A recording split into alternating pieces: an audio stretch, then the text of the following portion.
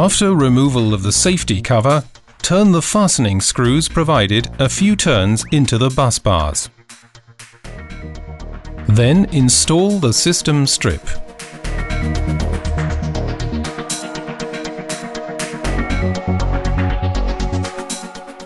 Loosen the polyamide screw and push the cover with the sockets to the side.